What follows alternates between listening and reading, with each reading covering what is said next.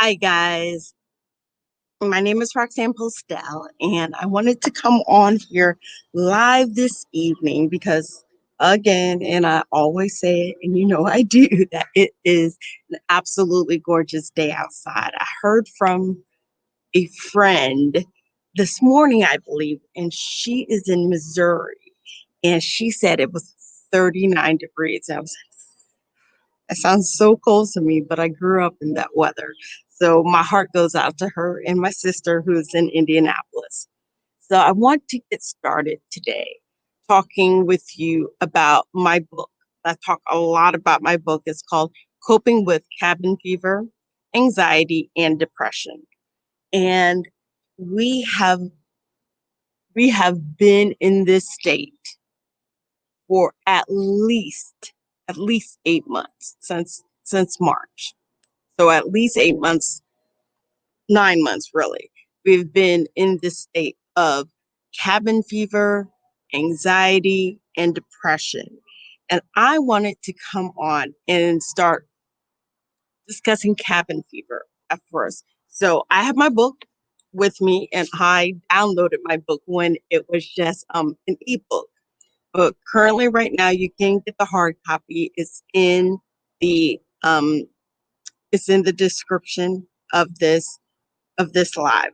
So, and just to let you all know, I am on StreamYard. So you have to give StreamYard permission if you're on Facebook. Otherwise, I can't see you. And that's mostly why I'm not going to be talking with you and say, hey, Earl, how are you? Because I can't see you. So if you want me to see you, then please give permission to StreamYard to get into your computers and allow you to be seen by me here on StreamYard, even if you're on Facebook. So let's start first with what is cabin fever? Because I think it's thrown some people. It doesn't actually mean you have to be in a cabin, although you could be. So, cabin fever is associated with boredom, with being stuck in the house for a few days, but it's more than that. It's more than that. So, here's the official definition from American Psychological Association. And I'm going to go here, I'm going to drop a few definitions, dictionary definitions, okay? Because I think you can resonate with it. And cabin fever involves a range of negative emotions and distress related to restricted movement, irritability, boredom, some hopelessness, and even behavioral restlessness and difficulty concentrating. So I think some of those we might not be able to relate to all of them, but surely we can relate to some of it. Some people experience fairly quickly cabin fever, especially when the country had to go on lockdown and they were telling people do not leave unless it is absolutely necessary. And that only people who had essential jobs could leave and go to work and then come home. So we were dealing with a lot of that, which some of us may even refer to it as being stir crazy. Okay, I have that in the book as well. Stir crazy and cabin fever is um is used together or interchangeable since they seem to be similar. Stir crazy is defined as feeling distraught because of a prolonged stay in a confined space, which somehow feels claustrophobic, whether you're alone or if you have company. So I want to take the time to talk to you about a couple of ways you can deal with cabin fever that's listed here in the book. And there are more than there are more than a few in this book. I want to go over just a few to help you out there. So the first way that you can deal with the cabin fever you have. It might not completely get you over it. God knows they're saying there's a light at the end of the tunnel, whether or not you'll be one of the first people vaccinated or not, it's going to be a haul still, right? It's going to be a while before we get back to our norm. So if you are experiencing cabin fever, one of the ways that you can help yourself is to open up to someone. So I know I wrote the book and I said to myself then, yes, open up to someone. But how many of you know, like I do, that opening up to someone is so different than what it was, say, in 1995? 1995, we weren't, the most of us did not have cell phones. We surely didn't have social media. And Zoom was how fast a car went on the road. Okay. We didn't have those things. But if you need to open up to someone, you do have tools at your fingertips, truly at your fingertips that you can use. I would encourage you to learn, if you do not already know, but learn how to get on Skype or on Zoom, but better yet, FaceTime someone. There are lots of people out there who have Apple phones, an iPhone. You can FaceTime someone. I've seen my nieces do it, and they can just basically hit a button and it calls right to that person, and that person hits a button and they're talking face to face. I don't have an iPhone, but I think it's pretty cool. And if you don't have an iPhone, you have Duo, which is through Google, and you could do basically the same thing. You have Facebook Messenger, Google Hangouts, and you can talk to whoever it is that you would like to speak to. But I implore you to speak to someone who's not going to judge you for feeling the way that you feel. It is all right that you feel a little stir crazy at this moment, which can be interchanged with cabin fever. We're all missing what we used to be able to do, but you have to find new ways to do it. You have to be able to use those tools, such as, what do I use? I use Zoom. I have a group of accountability partners that I get on who are actually my friends, but we get on every Monday, and our calls have gone from 4 hours to 5 hours because we're just having so much fun interacting with one another, and it can lift your mood. And I want you to be able to experience that because we need that and we'll need it for a long time to come.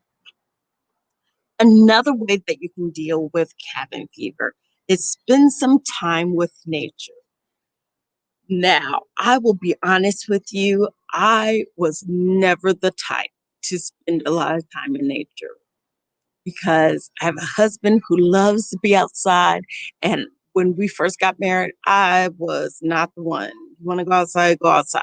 But I'll be inside punching the buttons either on the remote or on my phone or on my computer. But I wasn't going to go outside. I will admit that I've been coming outside here, and you guys have seen me.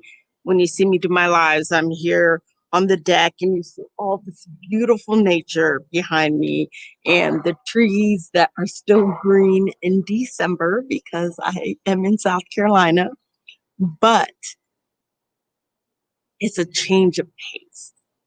It just takes you, literally takes you outside, takes you out of the house.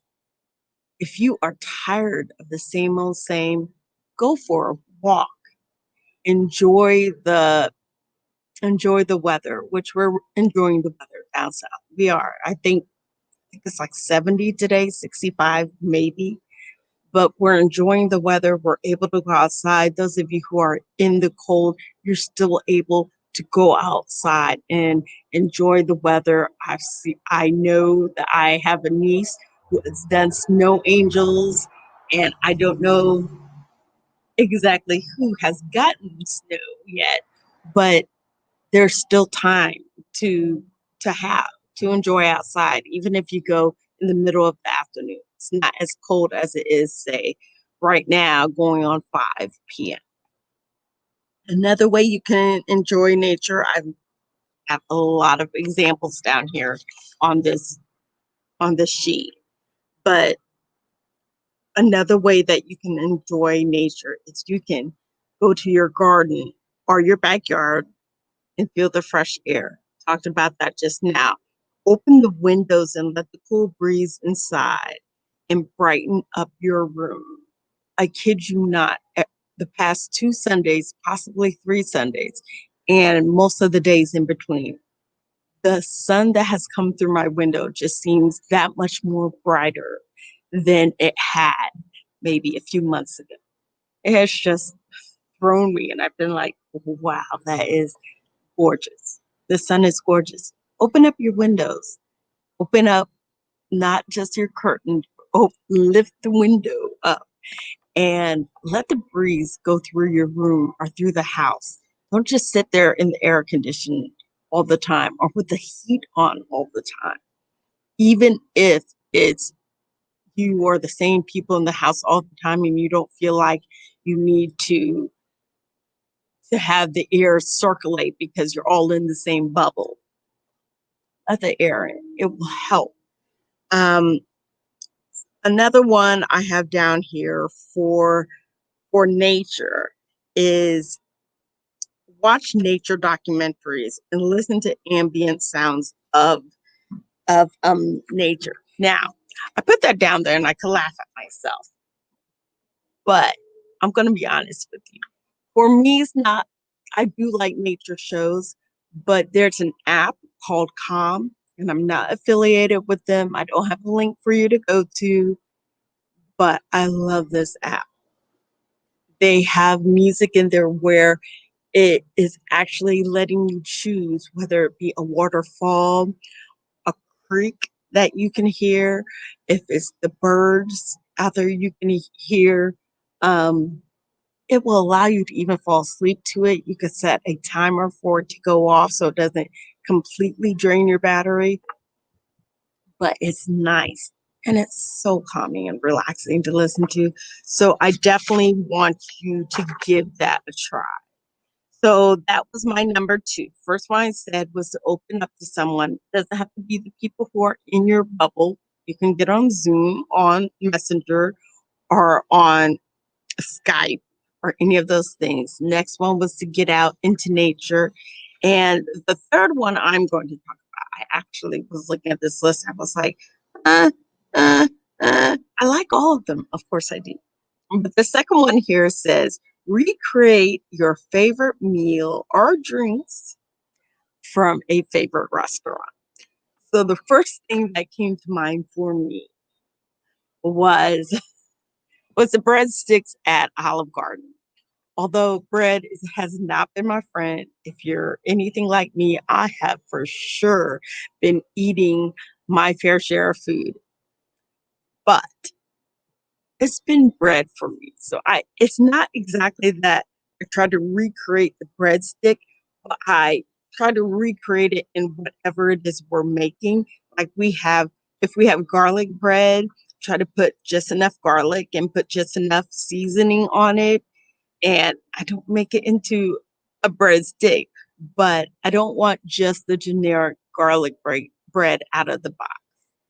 And if you've eaten the garlic bread out of the box, you know it's just generic. And they put cheese over it and you stuff it in the oven for it to cook and then you eat it. Oh, let's put some seasoning on it. Let's put some oregano on it. Let's put some thyme and maybe some a little bit of Italian seasoning. And yes, my mother thinks I'm crazy, but I've been in the kitchen doing that. I got a new blender and now I'm juicing. So I think yesterday it was carrot, apple, and ginger juice. And I shared it with the little one who is 5 years old and she drank it and she's like, no, Auntie, that's not good. But I drank it. So that's all that really matters, right? And then the day before, I made a smoothie, and it was wonderful. I had blueberries, which I love blueberries, but I had to add all these different flavors into it because it wasn't something, or it was a recipe that I would always go to. So playing in the kitchen, believe me, helps me a lot. And if I haven't mentioned it before, I am a huge television addict. And for me to get from in front of the TV and go in the kitchen and play around with different flavors and different tastes and making different items, and I've made granola in the kitchen, and of course I can't think of all of them. I made granola. I made two types of granola. One was a lemon granola, one was a regular granola. I've made smoothies, I've made drinks, make garlic bread, but the idea is idea is to do something different than what you may have done the day before. Do something different than what you would have done a few months ago, because all of us are in the same position, as in we're in the house. Most of us don't have an essential job. And I know, just like you know, it's been hard, but you have to think outside the box. You can't allow for that thing that is cabin fever to just take over. And I want you guys to know that I know the easiest thing to do is just to complain and be upset about it and hope that it's over soon. It will be over. At least we are seeing a light at the end of the tunnel, but there's still ways that we can work through this. So I have gone ahead and I've written on the description and going across the banner here, and down low, right below me, there is a link to get to the book that is Coping with Cabin Fever, Anxiety, and Depression. And then the other book is 10 Ways to Overpower Suicidal Thoughts and Beat Depression. And that one is on Amazon. I want you guys to check it out, see and pick up whatever it is that can help you, or if you think it can help a loved one, get it and send it to them. I think the one below is $9.97 or $12.97, and the one that is the book that is not just an ebook, but is a physical book. You can get that now for $14.97. So I want to let you guys go, tell you that I really hope that you're enjoying one another before our lives get back to normal here and we forget all about what it is to be around our loved ones. So take care. And I just want to remind you, this is the first day of Christmas. You remember that song, The 12 Days of Christmas? There are 12 days until Christmas begins. So I just want you guys to take care and have a lovely evening.